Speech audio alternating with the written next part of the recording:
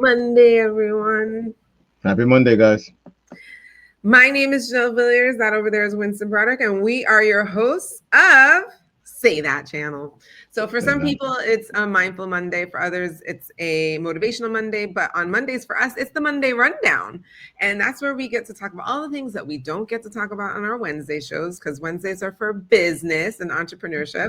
And instead, we have different topics that you guys have been bringing to us. Keep bringing them to us. And we look to other content creators, other thought leaders to hear what they have to say on the topics. That way we can all learn together. It's our Yeah, favorite. great way to start the week. Let's jump into today's topic, guys. Why is it so hard for men to express vulnerability with each other? Talk about it. Well, I'm going to have the least amount to say in this case because I am not a man. And so I can only give what I would say is from an outside looking in perspective, from the outside perspective, maybe. And I know that there are a lot of people that I listen to who've been studying the differences between men and women. And I think the biggest thing I know with like my shame-based research, it's like the biggest thing for men is not to be seen as weak. Like the minute they're seen as weak, that is a huge trigger for shame-based thinking. But if that's a trigger for shame-based thinking, that means that there's something going on in society and in our culture that makes that thing, yeah. vulnerability equates to weakness, equates to something you should not be. And so if to be vulnerable with somebody else is to be something that society tells you shouldn't be, I can only imagine it must be difficult. And so absolutely. how braver are those men who do create spaces where men can be vulnerable? I think I applaud that. I know it's not easy. Yeah, to piggyback off that, we had watched a video a few years back. I don't know if you remember, this gentleman was talking about, I don't know if he had coined this phrase, the man box.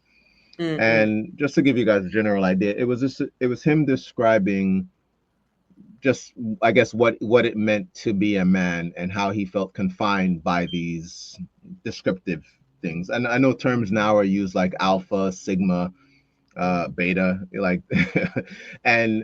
but I think it all echoes what you just said. It's just this idea of an alpha is what I think most men aspire to be, which is this outgoing, assertive, things that don't necessarily. I don't think vulnerability and those and determined those things are in the same space. So I do ultimately think, though, it's just how we're raised. I think culturally, within everyone's family dynamics, I think obviously you're going to have people who are raised to be more communicative or and talk more. But in terms of being vulnerable, I don't think that's necessarily something that men are encouraged. Well, again, because I know we talked about last week how things are shifting and just what was taboo and things like that.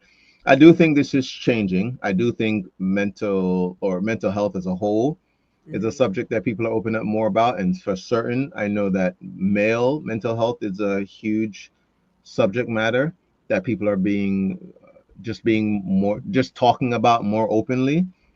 So I do think that this is changing, but I would say to answer the question, it's just the way culture is at this point. Yeah. And I think I think it's hard for many people to admit that because they want to think that they're beyond culture or beyond society norms. But the truth is, it's actually quite powerful. So anyway, it's not just us. We have the thought leaders, the School of Life, that we also want to hear from. They always have a very unique way of breaking things down. So let's hear from them. Take us to school.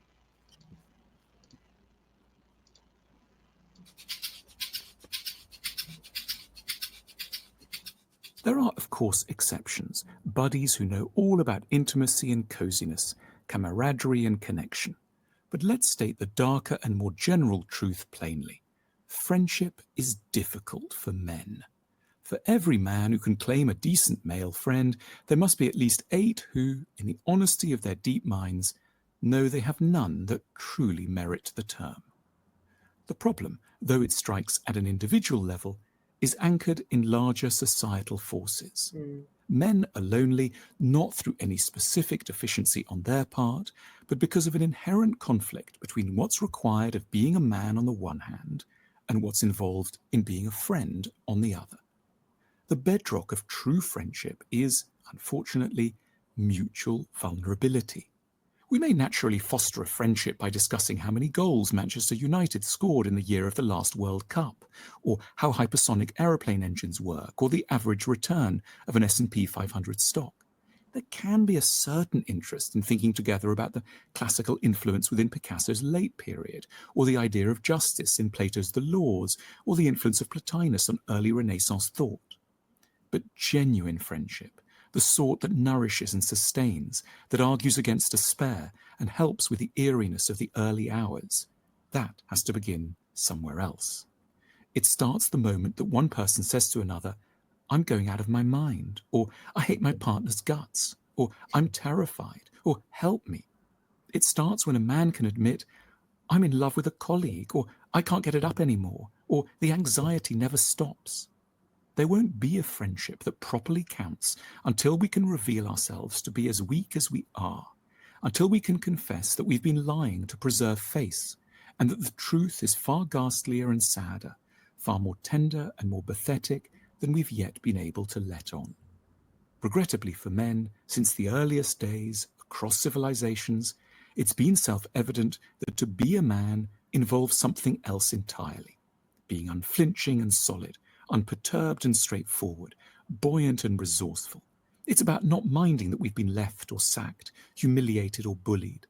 It's about never losing an erection and knowing how to rule an empire without taking to bed and pining for mother. It's ultimately about never, ever being that most dreaded and abhorrent of things, a crybaby. The best way to break the loneliness must be to admit with humor and grace that it exists, and that one may be more than fed up that it does so. Of course, men often don't know how to be close. Of course, they might be substantially friendless. It should be no surprise if they've never had an honest conversation with another member of their gender. Little in their histories allows for such an eventuality. If we were tempted to make a practical change, we might design some packs of conversation cards and give them out to men to take with them to the bar and the pub, the shooting range and the golf club. On them would be printed a range of questions of a kind that men might long to ask one another, and seldom can. When did you last cry? What would you want to tell me if you knew I wouldn't judge you? When do you feel most anxious? What makes you despair? What do you want to be forgiven for? What does the small boy inside you feel?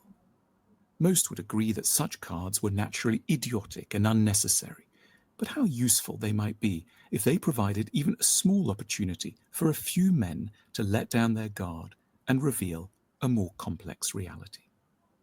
The histories of art and literature are all the proof one might require that men are capable of the greatest empathy and tenderness. The tragedy is that men are so seldom able to direct these emotions towards one another, that they must spend their lives barricaded in themselves, in dread of becoming, in the eyes of their fellow men, a child or a woman, that they must waste so much time and be so brave in defending an illusion that they never asked to be a part of. Once again, guys. Is it the last part? What resonated with you the most? The last part where, like, you don't want to be seen as a crybaby or like a woman, or what was the part? Actually, it was actually the questions that they asked on the cards. I think that the part you mentioned just now just reaffirmed what I shared earlier. What actually came up for me initially when I was looking at it was how much the role females play in this as well, in the defining what a man is. But again, from the perspective of getting with a woman and what she's looking for. Mm-hmm. And I guess in my head, just wondering, are women at a place where, obviously to be out in the space to do this, but where they are looking for that? Like, are they asking that of men, or is it still like he identified? Is it still, what can he provide for me? A house, a car, all these things. Are they looking for that type of relationship? I know this question was more about, well, the question doesn't specifically say male and male friendships, which the video does articulate and go into. But I wondered for myself, like if they could find that, because I do think many men maybe just find it easier to talk to women because women are kind of raised to be the ones that you talk to, from whether you be your mom that you have that relationship with. I know for myself, I had a relationship where I talked to my mom a lot. And so I always found it easier to be open or vulnerable, if that's a better word, with a woman than, like they said, sharing with a guy. Oh, it says something about not having an erection, like something like that. You know what I mean? Like it'd probably just be easier to talk to a woman about that as opposed to sharing another guy. Whereas a woman can't even understand what that is, really. You know, so it's interesting. Alice and Armstrong conversation. One of the things that I remember reading in The Queen's Code with by Alison Armstrong, please read that book if you've never read that book, ladies, is that the reason for Viagra is actually so that way men can please women. And I was like, what? Yeah. And I was like, that doesn't even make any sense to me. Like what? And she was like, you have to just like believe me when I tell you, men want to please you and they think that they're not pleasing you if they don't have an erection. And I was like, ugh, this is so interesting. This is one of those things where like we just don't understand each other. Lack of communication. Yeah. I think it's even an understanding of the differences between men and women. It's kind of like what we were saying when I was in Florida last and I burst out laughing because you were like, what is Janelle talking about? Like, I've never heard her use these words. It's because women aren't necessarily pleased by having a hard dick. Like, that's not like, that's how you want to please us. That's why it's a weird concept to think, oh, men got Viagra so that way they can please women. It's because we don't think that that's the thing that's going to please us. But for some reason, men think that that's the thing that pleases us. So it's, to me, I'm like, oh, it's because it's a reminder of like, we are two different things and we don't want what the other one thinks that we want. But that's where I'm saying a lack of communication. Because to me, when I guess if hearing about what a woman desires physically, and again, I know the conversation is shifting in that, and there's a lot more. I mean, I've seen a lot more shows that talk about this, but I remember being younger, it was always, oh, if he don't got a big so and so, I'm not with it. Oh, he has a small this. Women weren't talking about, oh, I would love a guy who goes down on me or any of those type of terminology. Like things like that weren't being discussed. It was always, girl, what's he packing? Because if he's too small, like that was even from, and you can look to comedy. I forgot Dave Chappelle talked about how comedy addresses a lot of what goes on culturally that people aren't open to talk about. But if you can make a joke about it, things like this, it comes across a lot easier. So if you look at even a lot of female comedians now openly talk about not needing some guy with a 10-inch. It was like, where are you putting that? Like you hear that now, but that wasn't the case before. I remember in high school, if girls saying things like, oh, if it ain't 9 inches or more, it ain't happening.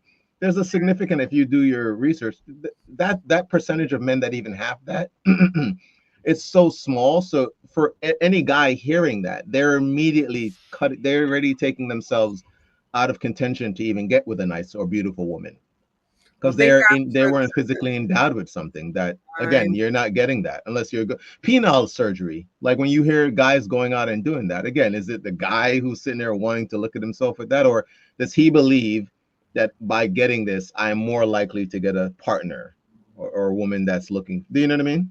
Yeah, I mean, you could say the same thing for BBLs, but I am very well said. No, think about that. That's a good point. Well, I'm happy that they're for these female comedians who are putting the real truth out there. So, and shows like the Netflix special that talked about women in fellatio and things like that. Because again, more communication, more open, talking about things that, let's be frank, our parents weren't having conversations with us about, right? Or and they probably weren't having, or those conversations were being had, but just not as openly. For generations. That's what I'm learning now. Yeah, it's like these are things that people have talked about. It just wasn't on, this isn't what they're putting out in the news. I don't watch the news, so that's a bad example. But but those things aren't things that are openly talked about And yet now we are in a space and time in the history of the world where things are being talked about. Things are coming out now. I was thinking about, to your question and listening to this was also something that Brene Brown had to do. So Brene Brown is probably the most famous shame researcher. And she said a man came up to her and was like, my wife and daughter would rather see me die than see me be vulnerable and weak.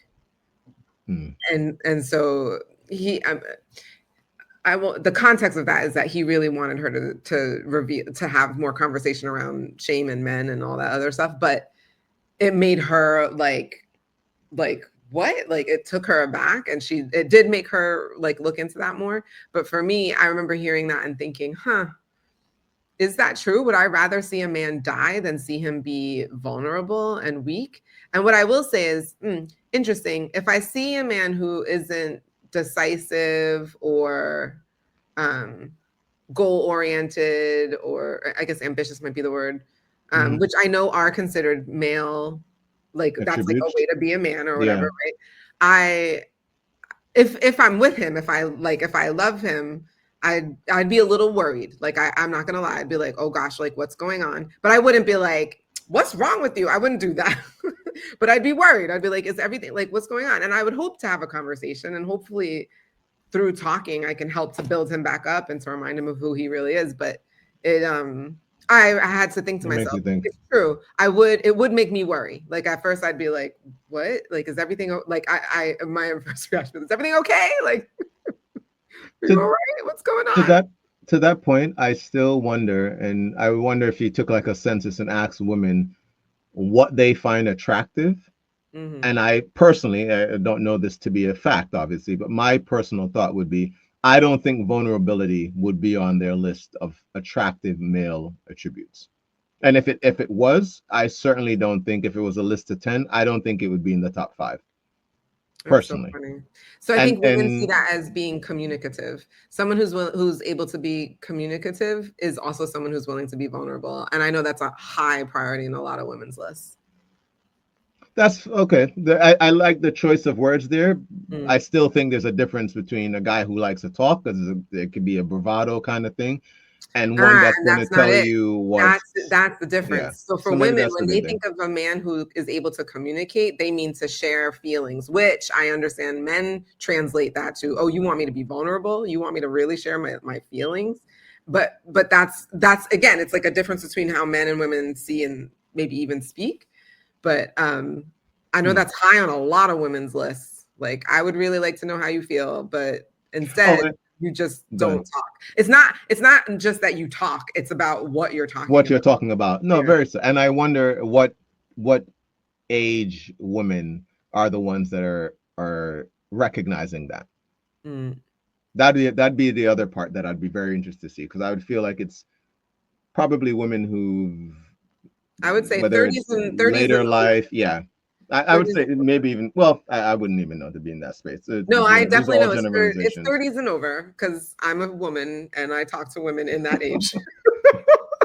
So it is 30s and over. It'd be interesting to see. I know whenever I see statistics on stuff, I always ask, I know you didn't pool the whole world, so these are biased in some sense. It's a small region of a very, very large organism that people are giving you statistics in. But I don't disagree, obviously, that you are having communication with people who are talking about these type of things. So, but here's the thing, guys. It is shifting because all of us need to be vulnerable. We're human beings, and we all need love or seeking that. So I'm happy videos like this even exist. Yeah, and I do think that there is something really powerful for men to have other male friends. Like, and I think. Well, even the way the video talked about it, though, I think that can be true. But the types of male friendships they describe, because I do think I know a ton of. I can go talk sports with these people. No, men. I mean, how important? I think how it would hold high value if you had a friend who you could be vulnerable with, a guy friend. No, I'm agreeing with that. And I think what they described with they can just talk sports, I think that's probably what more male friendships look like. Stocks, we talk business, talk Oh yeah. women, all those things, as opposed to female friendships where they probably have a lot more in-depth, vulnerable conversations about, girl, I am not feeling like that kind of thing. If I go to do it in the gym tomorrow, like, my man, well, it's like, Winston, nah, don't bring that here. But this was a great video. Thank you guys. Actually, one of their best ones so far. Yeah, I actually really enjoy this. I'm going to encourage all the men, including you, Winston. Try to find a man who you can be more vulnerable with. It turns out it's a good thing. I'm not saying that. It's me and God. It's me and God. So we will see you next week. But until then, as always, remember, you deserve the good life. Say that. Say that. We'll see you guys. Have an amazing week.